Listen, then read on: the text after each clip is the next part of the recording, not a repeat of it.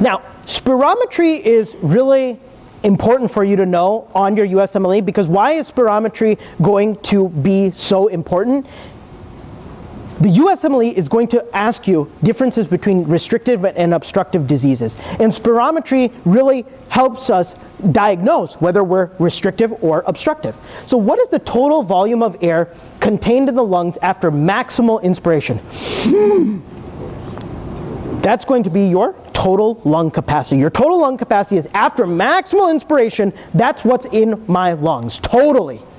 What about this? Volume of air in the lungs that cannot be expired regardless of effort. Ready? I can't get it out. That's going to be your residual volume, okay? Volume of air remaining after tidal expiration. This one is a really important one. At the what is the volume of air that is going to be after my tidal expiration?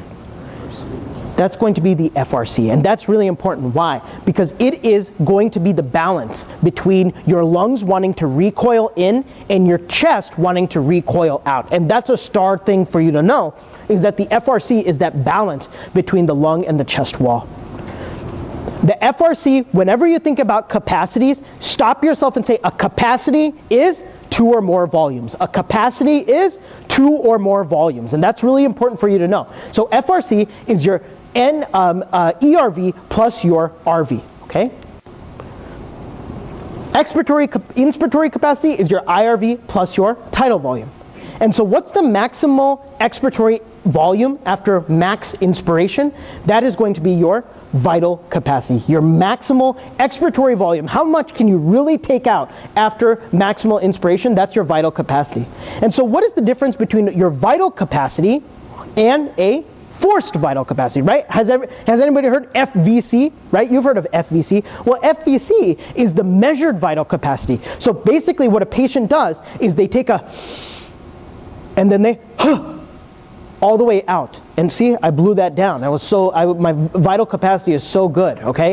It is the measured vital capacity when the patient exhales after a rapid maximal inspiration. So what does a vital capacity take into account? A vital capacity and a forced vital capacity, they take into account all lung volumes except your residual volume, because residual volume, if you add that to the vital capacity, what do you get? Total lung capacity. You get total lung capacity if you take the residual volume and add it to your vital capacity. So what's the formula for your vital capacity? It's IRV plus TV plus ERV, which is your expiratory reserve volume. You can also think of it as your total lung capacity minus your residual volume. It takes into account everything but your residual volume. An old male with increased amounts of sputum production is a chronic smoker for many years. He is cautioned to stop smoking as it can cause histological changes which can lead to cancer. What is the likely histological change that occurs with smoking? That's going to be what? Metaplasia, exactly. So because he keeps smoking, he can get metaplasia, i.e., what is this, guys? This is respiratory epithelium. Go ahead and read it. Respiratory epithelium changes to squamous epithelium. Why? Because of chronic irritation. So metaplasia can lead to dysplasia and then carcinoma. So what gastrointestinal pathology may have the same changes? That's going to be Barrett's esophagus. See how we're tying all these different things in? Okay, smoking can cause it in the lungs. Barrett's can cause it in the GI tract. A smoker has a pathology specimen that has the following report. Increased thickness of glandular layer measuring greater than 50% of the area between the respiratory epithelium and the bronchial cartilage. What is the likely diagnosis? So read that pathology description. I have to always double take and really like use a highlighter for path things that I get back. And this is going to be bronchitis, okay? So what's the clinical features of bronchitis? It's a cough that lasts greater than 3 months and for greater than 2 years. And usually it's related to a smoker. Remember, COPD is related to 2 phenomena: chronic bronchitis and what else? Emphysema. COPD equals chronic bronchitis and emphysema. This is just one portion of it. What is the mechanism behind this sputum production? Well, it ties beautifully into this pathological report that you got. It is hyperplasia of the mucus secreting glands. When I'm smoking, my lung is going to say, hey, I need to actually have a defense mechanism against Rahul smoking all day. Okay? So the trigger is this oxidative stress due to smoking, and you get this mucus gland enlargement as well as squamous metaplasia. This can lead to hypoxia as well as cyanosis. So what is the mechanism here when you have increased amounts of mucus? Well, you get this retention of P big A CO2, right? Your alveolar CO2 goes up. This causes decreased amounts of alveolar oxygen because your CO2 in the alveoli is so high, and thus you have decreased P little a O2. So physiologically, there is no ventilation due to mucus plugging. And what does this lead to? A shunt or dead space when your alveoli are plugged up with mucus. That is going to be shunt. Very good, because that's related to the V to Q ratio being 0 and hypoxic vasoconstriction. Bronchitis can cause you to have this reactive erythropoiesis. So on your USMLE, watch for the patient who has obstructive sleep apnea or chronic bronchitis, and then they say, hey, why is this hemoglobin so high? And it's because they're chronically going to be hypoxic, and thus their kidney is going to say, let me increase that EPO and cause increased amounts of hemoglobin concentration.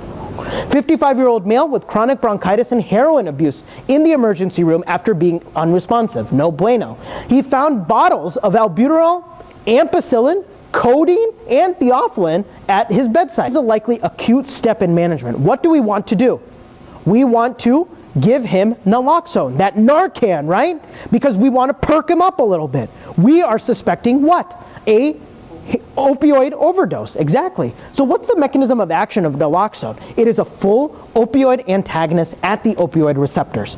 And this patient needs detoxification for his chronic heroin abuse. What medication can be added to naloxone after he is out of the acute illness?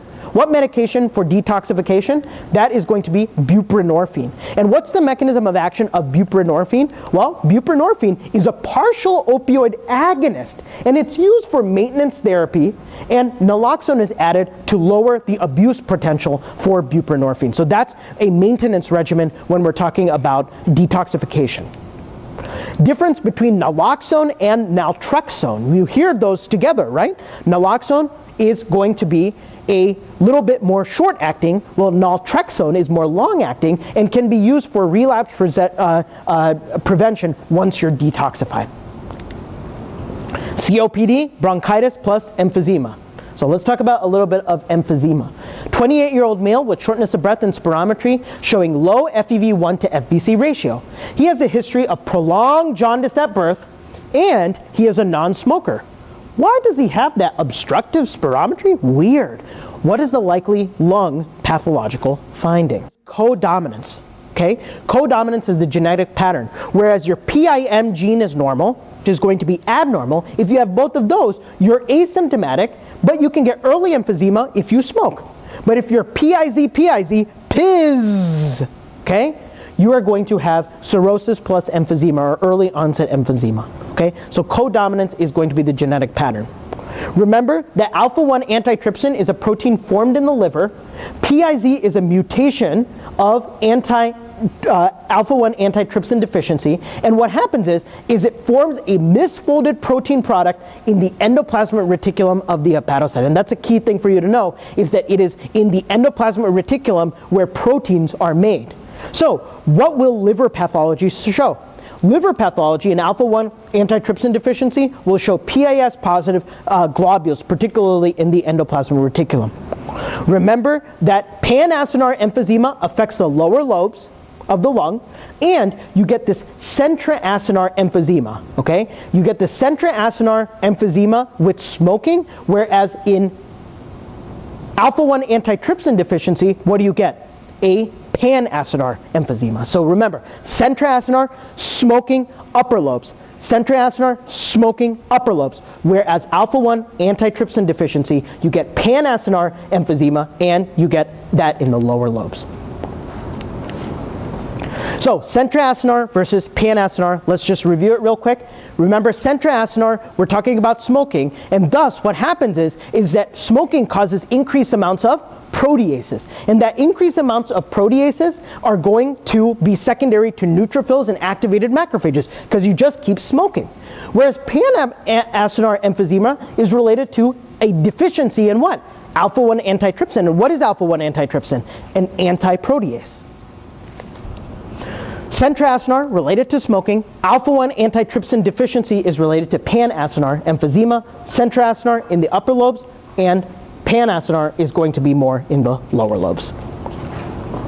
All right, asthma. This is really big, especially in kids. 12-year-old male presents with shortness of breath and cough, especially at night. He has a normal chest x-ray and a reduced FEV1. This increases with beta-2 agonist therapy. What is the likely finding patient may have on peripheral blood analysis? This is really weird, right? Well, this patient can have eosinophilia, right? Because asthma is related to allergy, right? When we talk about asthma, eczema, allergy, what do we say? We group those together and say the word atopy. Exactly. We say the word atopy. So eosinophilia is going to be related to asthma.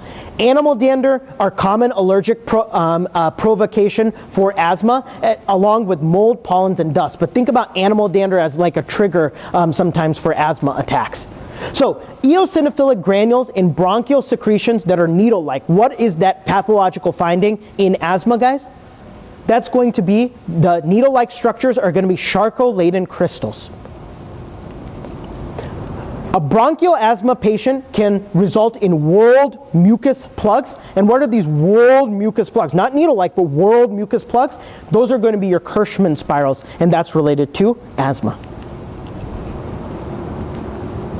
So when we talk about asthma, you can define it as the early phase and the late phase of asthma. The early phase is when the IgE binds to the allergen and sits on mast cells, cause you to have cross-linking and mast cell degranulation that is going to release histamine. So when you dump these preformed histamine granules, you can get the bronchospasm in asthma. What is the late phase of asthma? Well, that is when you get these histamine as well as now leukotrienes, C4, D4, and E4. C4, D4, and E4, they are going to cause you to have bronchoconstriction. And these eosinophils make myelin basic protein, and this myelin basic protein perpetuates the bronchoconstriction in the late phase of asthma. So when we're talking about asthma and bronchoconstriction, let's talk about airway resistance. That's a normal lung physiology principle, right? So when we're talking about airway resistance, let's introduce this patient again. Child with wheezing, increased work of breathing, respiratory rate of 30, mechanism of action of a drug that is used to decrease your airway resistance. What is that in asthma?